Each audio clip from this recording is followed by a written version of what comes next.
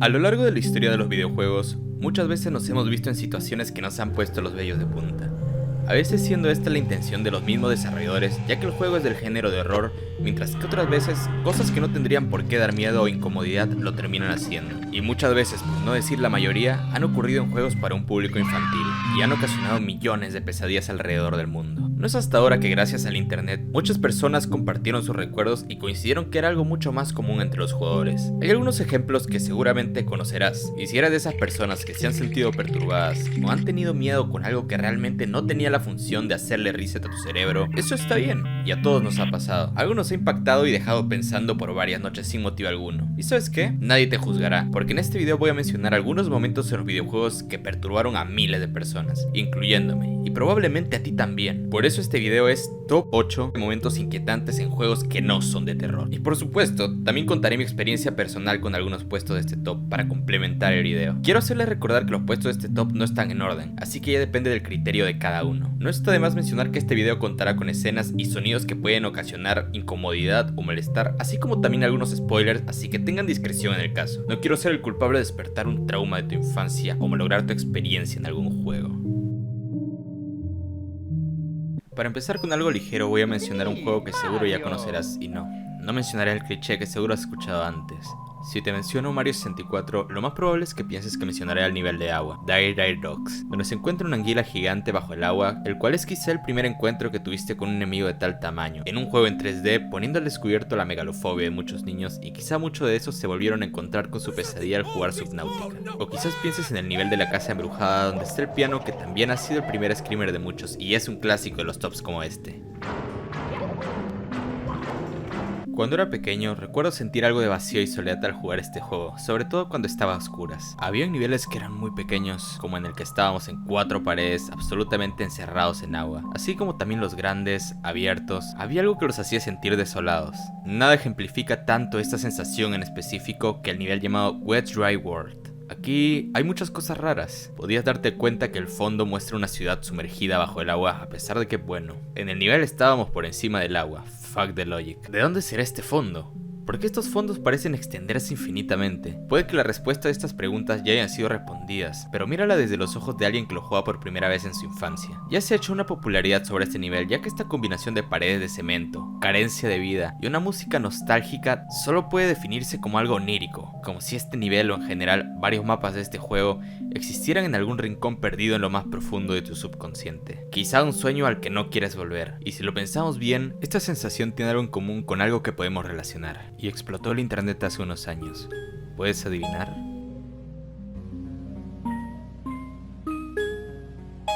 Sí, los famosos backrooms. Espacios vastos, vacíos, con texturas simples que transmiten una soledad opresiva. Si yo lo sentí así jugándolo como por 2008, imagínense las personas que lo compraron de salida, jugándolo a solas a oscuras mientras suena esto.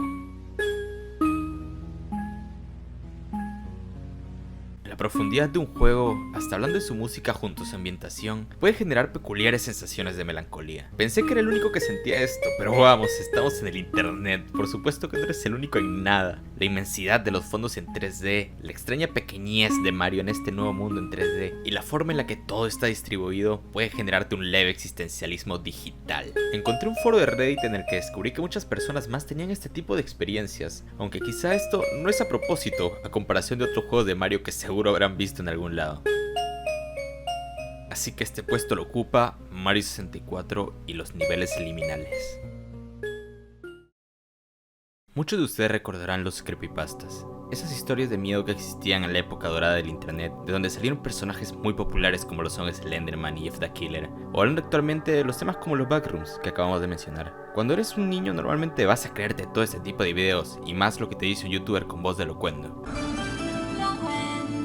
A mí me gustaban mucho los juegos de Pokémon, Pokémon amarillo, Pokémon Seigex, Pokémon rojo fueguito que quema. Hay muchos creepypastas de Pokémon que seguro recordarás si es que has tenido infancia, como el que supuestamente Ash estaba en coma, cosa que se repetía con el de Supercampeones y hasta con Nobita de Doraemon. No sé qué tenían en esa época con imaginar que los personajes estaban en coma, aunque para serles sincero, estos últimos sí me daban miedo suficiente como para necesitar dormir con luz. La pregunta es, ¿por qué pensaba en eso cuando estaba a oscuras? ¿Vendría un niño en coma a golpearme o qué rayos? En fin, uno de los creepypastas más sonados en esa época era el de la canción del Pueblo Lavanda, del juego de Pokémon Rojo y Azul, cuya historia contaba que habían ciertos cartuchos del juego esparcidos por Japón, en la que nosotros, al llegar a una ciudad llamada Pueblo Lavanda, la cual parecía estar embrujada y llena de almas en pena, además de tener un enorme cementerio. Qué curioso tener un nombre tan bonito para una pista que, según cuentan, te podía llegar a generar pensamientos autodestructivos, sangrado de oídos o hasta intentos de eliminar la suscripción de la vida. De hecho, cuenta el creepypasta que cientos de niños contaron con esta mala suerte.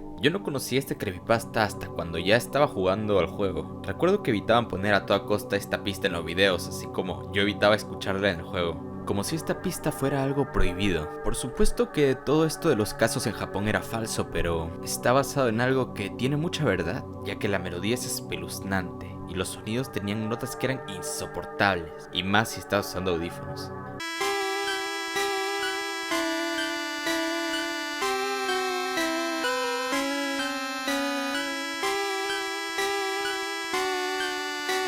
Entiendo si hay alguno que ahora menciona que hasta les gusta escuchar la canción, pero independientemente de esto, el contexto, estar en un pueblo con una atmósfera que te aplasta desde que entras, con pocas casas donde la mayoría solo habla de sus pérdidas, espíritus, tragedias, y en el centro un cementerio donde los fantasmas son reales y la muerte deja de ser un concepto lejano.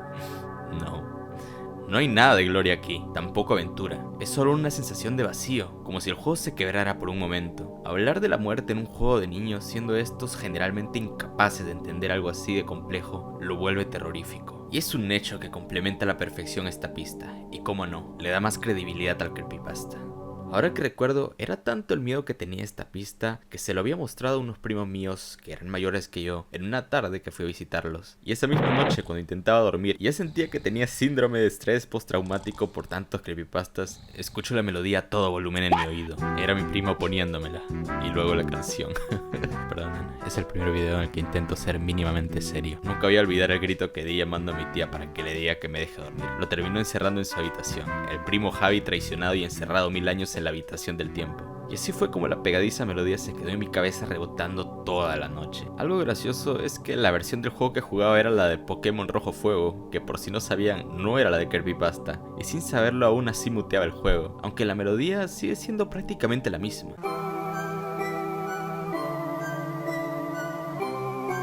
Definitivamente Pueblo Lavanda es algo que nunca podrás sacar de ti, y si ya la conocías, menciónamela. Actualmente me da igual, desde que salió la versión cumbia y sus variables. ¿Quieren un dato curioso? La versión de esta pista para el juego Heart God y Soul Cyber tuvo un cambio muy grande en la armonía de esta, volviéndose hasta feliz y pacífica, pero manteniendo su tristeza.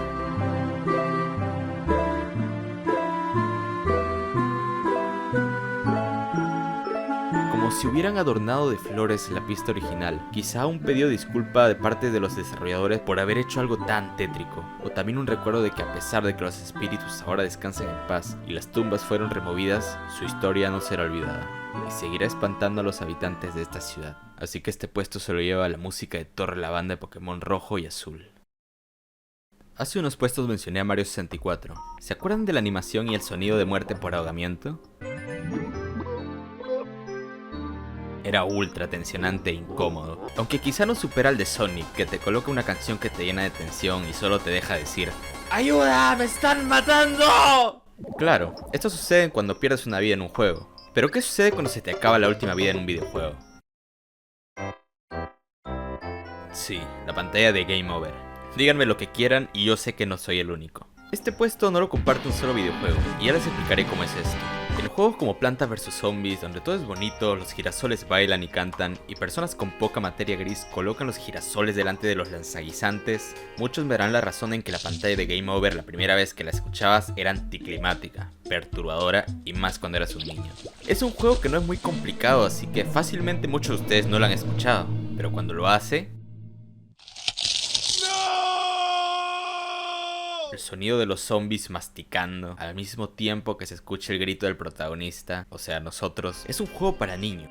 Por poco el mensaje de la pantalla de los zombies comieron tu cerebro podría haber estado de rojo. Es más, hasta parece que esa fue la intención principal al ver la fuente de ese texto con ese líquido. Una derrota de estas es más que suficiente para no querer volver a perder en este juego. Lo mismo pasaba en el mítico Yoshi Island o Mario World 2. Cuando te golpeaban, el bebé Mario flotaba en una burbuja mientras lloraba y tenías que agarrarlo antes de que se terminara el tiempo. Si no, el juego te recibiría con esto.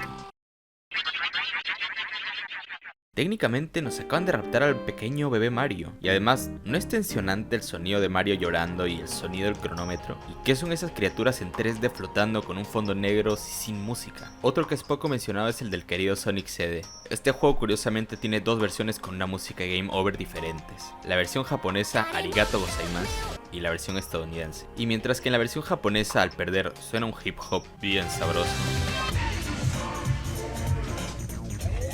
en la versión estadounidense podemos escuchar unas risas de lo que parecen ser varias personas mientras suena una tétrica melodía.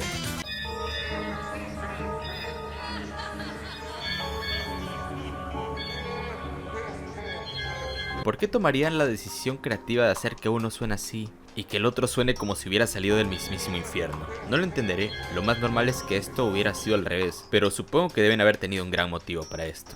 Otro de mis favoritos, y por favoritos no me refiero a que sean agradables, en la saga Donkey Kong Country, cuando perdías te recibían con una aterradora imagen y una espeluznante pista, lo mismo en los tres juegos. Los personajes observándote fijamente a los ojos como, tú hiciste esto, es tu culpa. Ok, suficiente para crear un punto guardado antes de perder tu última vida para no tener que ver el game over. En el segundo juego, aunque la música no es tan espeluznante como la del anterior, tú dices, bueno, están en una cárcel, la próxima vez haré un mejor intento, y la imagen se torna de un filtro rojo intenso de repente. Creo que sería muy inocente pensar que los desarrolladores solo pensaron que sería un color y nada más, pero teniendo en cuenta que es la misma empresa que desarrolló Conker Bad Fur Days, este juego para adultos con el que muchas mamás pensaron que era un inocente animalito y dentro del juego era todo lo contrario, pues creo que obviamente no les espera un final feliz. Por cierto, qué brutal juego el Conker, he visto gameplays, pero hasta ahora aún no lo toco y tengo que hacerlo. Pensaba en colocar aquí el de Luigi's Mansion, pero descubrí que es fake. No fue ni siquiera parte de una beta, fue una especie de ad para que la gente compre el juego. Pero ¿saben algo? Ninguno de estos game over supera al de Zelda's Majora's Mask, que literalmente es de niveles apocalípticos, ya que si se nos acaba el tiempo, la luna con esa expresión de furia y desesperación, terminará cayendo en la ciudad, la aniquilación total, con gritos y todo, depresión pura. ¿Alguna vez te ha sucedido esto con algún videojuego? Si es así, menciónamelo en un comentario, estaré fascinado de leerte. Así que este puesto del top lo conforman pantallas de game over de distintos juegos. Los jefes en los videojuegos, sobre todo los finales, deben ser imponentes. Es eso de conocimiento general. Después de haber pasado por grandes obstáculos, esperas que el último sea el más complicado y poderoso de todos. Siendo alguno de estos un poco decepcionantes, hay otras veces en los que se ha salido de las manos.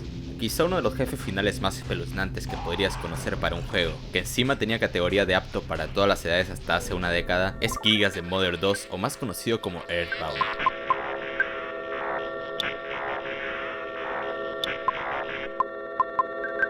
Este juego te va preparando para esta pelea de una manera muy sutil. No te dice directamente vas a pelear contra algo que te va a arruinar psicológicamente, pero la sensación de que todo se va poniendo raro y más oscuro crece con el tiempo. La historia nos dice que Gigas es un ente alienígena con un poder tan grande que ni siquiera tiene forma física. Básicamente se ha convertido en una manifestación pura del caos y la maldad, algo tan poderoso que su propia existencia desafía cualquier lógica. Pero ojo, porque este no es un villano cualquiera que quiere conquistar el mundo o destruir la humanidad. Gigas es literalmente el concepto de la desesperación absoluta. No razona, no tiene un propósito, simplemente existe en un estado de agonía y furia sin sentido. Entonces llegamos al tramo final del juego. Nuestros protagonistas han reunido el poder de 8 santuarios y descubrieron que la única forma de enfrentarse a Gigas es viajando al pasado. Pero hay un pequeño e insignificante detalle. Sus cuerpos humanos no pueden hacer el viaje, así que los científicos convierten sus almas en robots.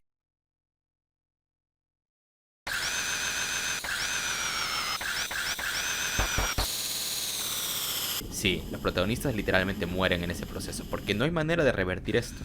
Ahora imaginen esta escena. Nuestros 4 héroes, ahora en cuerpos mecánicos, llegan a la cueva del diablo. Un lugar que parece sacado de un sueño febril, retorcido, biológico, como si caminaras en algo con vida. Y en el fondo, protegido por su secuaz Poki, se encuentra Gigas, una abominación sin forma definida que aparece en la pantalla que puedes observar ahora mismo.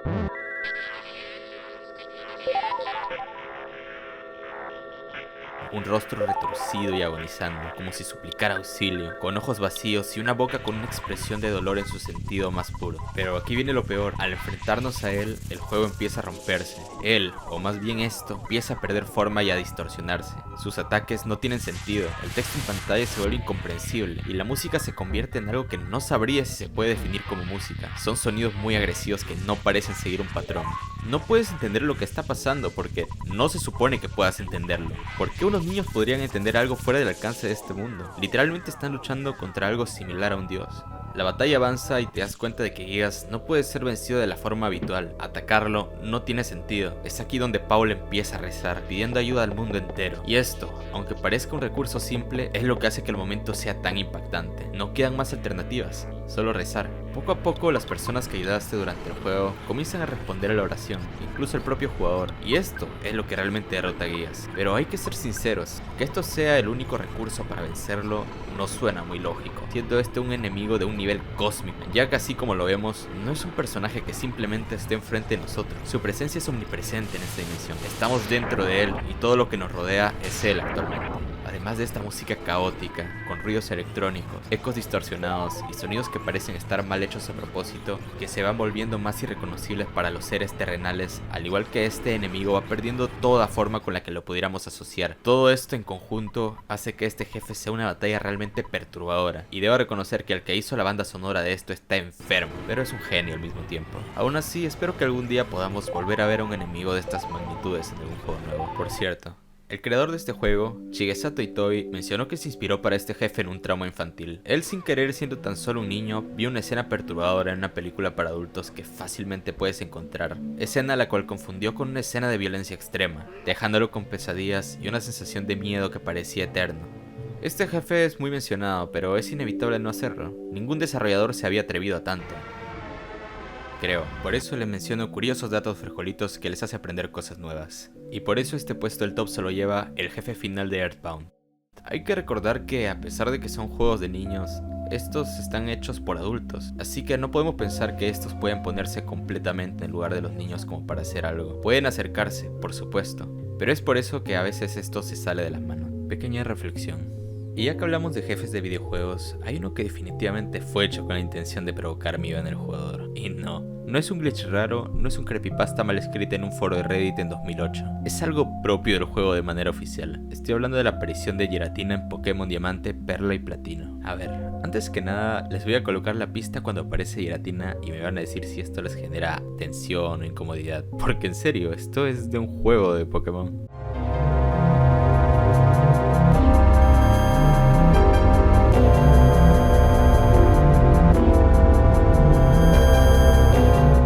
De hecho, no es anticlimático, por más que sea un juego de Pokémon, de hecho, es excelente. Para los que no están metidos en el lore del juego, Giratina es básicamente el diablo del universo de Pokémon, literalmente el diablo. Si Dialga representa el tiempo y Palkia el espacio, Giratina es el encargado de lo que existe fuera de estos límites. Es el Pokémon del mundo de la distorsión, exiliado por ser demasiado violento, y la manera en la que se nos presenta es de las más inquietantes en toda la saga. Imagínense esto, estás en una cueva oscura, la música deja de sonar, el ambiente se siente extraño. De repente una sombra comienza a elevarse, no se ve con claridad, es un contorno oscuro con dos ojos brillantes que perforan la pantalla y carecen de vida. Su forma, como la de un 100 pies, alargada, retorcida, pero hay algo demasiado extraño con esta silueta. Es tan negra, tan opaca, que parece demasiado oscura a comparación del resto de la escena y hasta cualquier otro elemento del juego.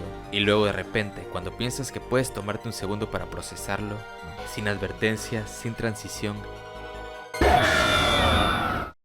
sin nada, un jumpscare en toda la regla, en un juego de Pokémon. Si de niño no estabas preparado para esto, lo más probable es que soltaras la consola o al menos sintieras un mini infarto. Luego de eso lucharemos contra él con este tema que es muy raro, pero no deja de ser un banger.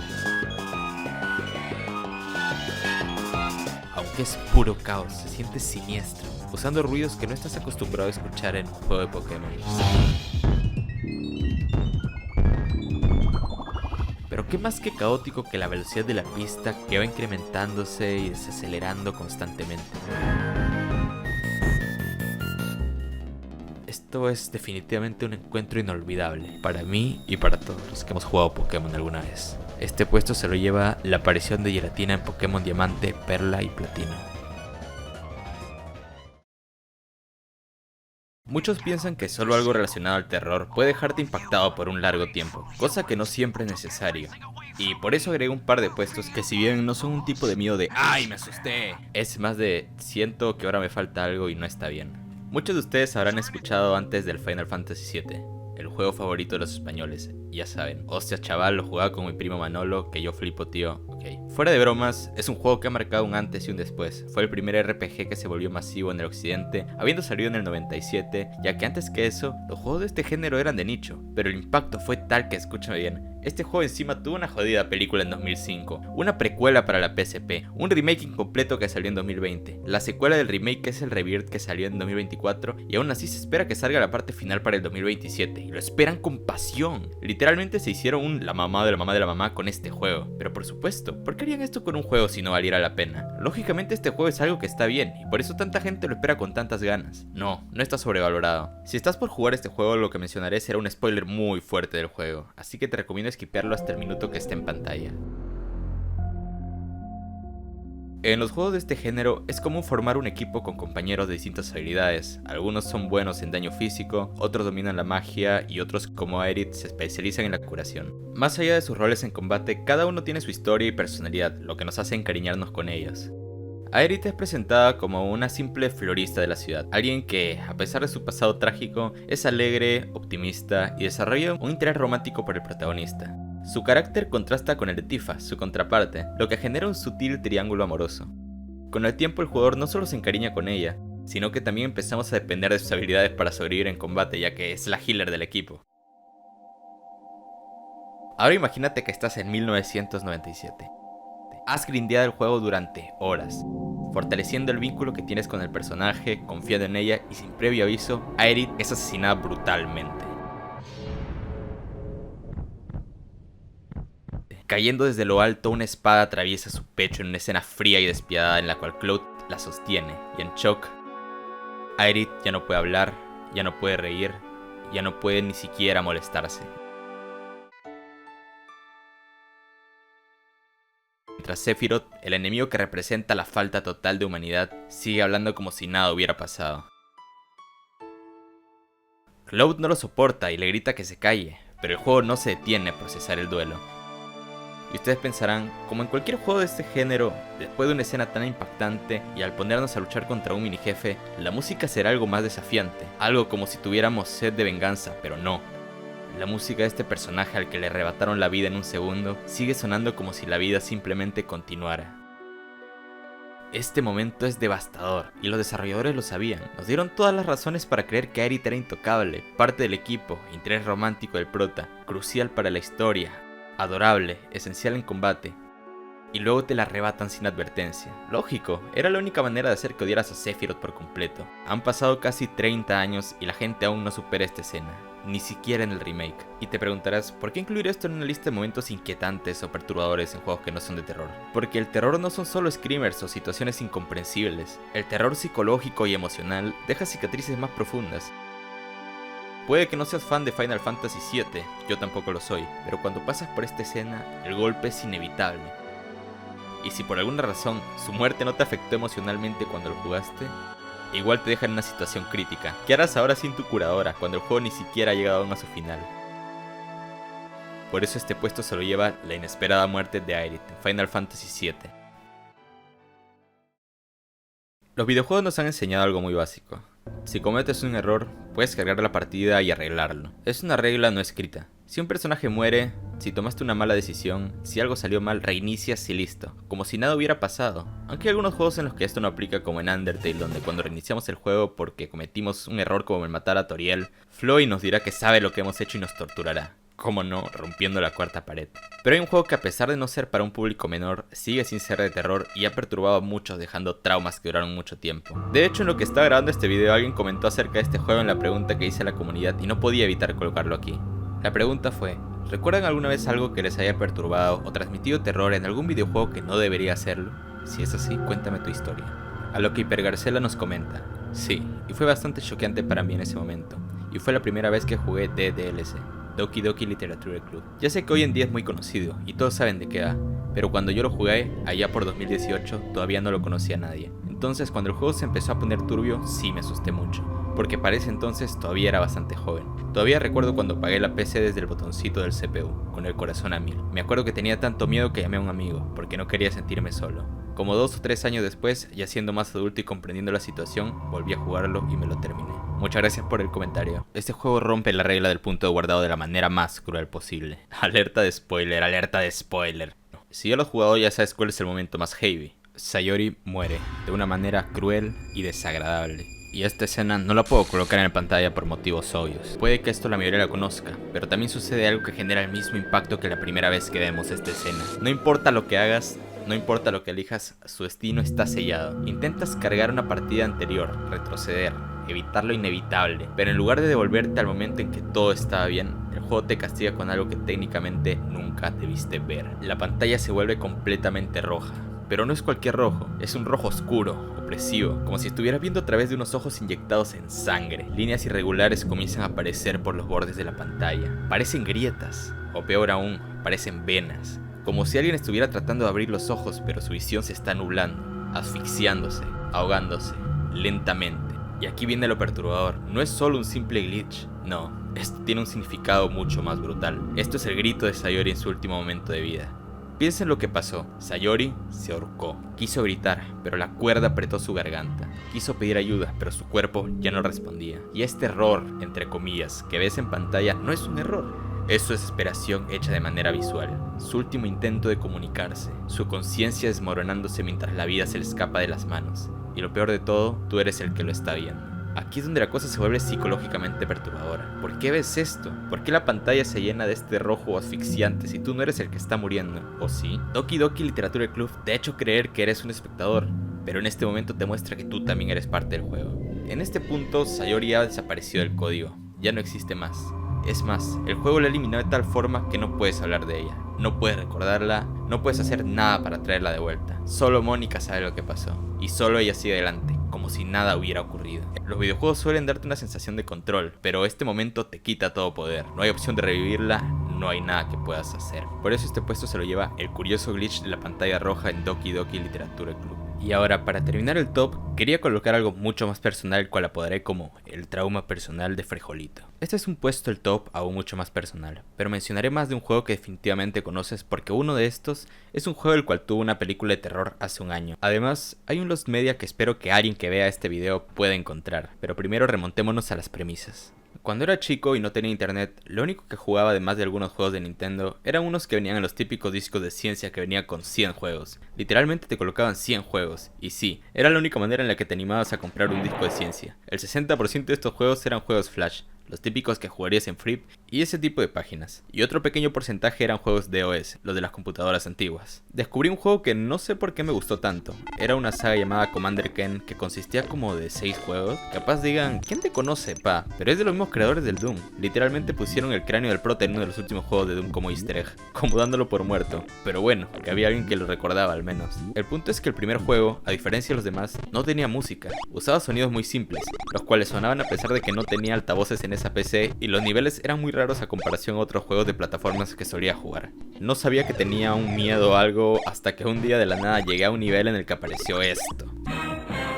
Sí, este fue el motivo de mis pesadillas por muchas noches. Era un animal antropomórfico, o sea, con forma de humano. Claro, ahora los conocemos como furros. Pero en esa época un animal con cuerpo humano, aunque se ve así de deforme y pixeleado y estático, me daba un miedo muy pendejo. Bueno, dejamos al lobito solitario aquí. Pasó poco tiempo y descubrí el Donkey Kong Country, donde había una mona que nos permitía guardar partida. Y es que vi esto y dije, no entiendo, los monos protas se ven así, ¿por qué ella se ve así? Cuando la vi por primera vez de niño, nunca volví a pasar por ahí. Y de ahí nació mi miedo por las mujeres. Por suerte solo estaba en los primeros niveles, así que no tenía la necesidad de guardar partida. Seguía sin entenderlo, pero hagamos que tenía como 8 años. Así fue como el timelapse, Frejolito Shippuden, y adivinen qué salió cuando estaba en la secundaria. Ok, acá hay una trampa porque sí mencionaré un juego de terror, pero es que este puesto del top no es un solo juego, sino de ciertas características en general. Y es que tienen que ver cómo terminó evolucionando esto. En esa época salió un juego de cierta manera de robots con cuerpo de animales. Así es, mi miedo pasó de ser de jodidos animales antropomórficos a un juego de terror de jodidos robots animales antropomórficos. Y que sea un juego de terror ya es un problema, por lo que es normal que cualquier persona que juegue un juego de terror de este género por primera vez y no sabe lo que se viene, se va a asustar porque bueno, los screamers, el suspenso. Sí me dio miedo el juego la primera vez que salió, sobre todo el primero. La cuestión de ver a algunos personajes sin sus trajes me hacía sentir incomodidad, los resortes, los tornillos, y eso que ni siquiera sabíamos el lore en esa época. Pero ¿fue este el juego de FNAF cuyos personajes me hicieron sentir más incómodo? No por mucho. No fue hasta años después que salió el tráiler de Sister Location, y viéndolo por primera vez, además de aparecer personajes más robóticos y metálicos, vi a este personaje llamado Bayora. No entiendo ni idea de por qué, pero me parecía espeluznante. En el juego no era tan terrorífico, pero como les mencioné, a veces uno tiene miedos y no siempre hay una explicación. Pero mi reacción viendo el tráiler fue algo como: ok, era un juego reviviendo mi trauma por tercera vez. Que sí, igual hay personas que les ha pasado algo similar con este juego, pero con la protagonista, ya que es un payaso. Y sí, siguen habiendo muchas personas que le tienen miedo a los payasos. Aunque pregunto por qué, si existe Pomni. Bueno, pero dirán, ¿ahí terminó todo? Pues no, había un personaje que no salía en el tráiler, y era más que todo una amalgama, algo sin forma intentando tenerla al mismo tiempo. Una fusión de cables sin sentido que en la vida real ni siquiera funcionaría, compuesto por las partes de los nuevos personajes incluidos en este juego, incluyendo sus ojos y teniendo una sola conciencia. Este personaje se llamaba Ennard, y para terminar con esta historia, había un final de este juego en el que se veía a este personaje acercándose lentamente al protagonista, arrastrándose.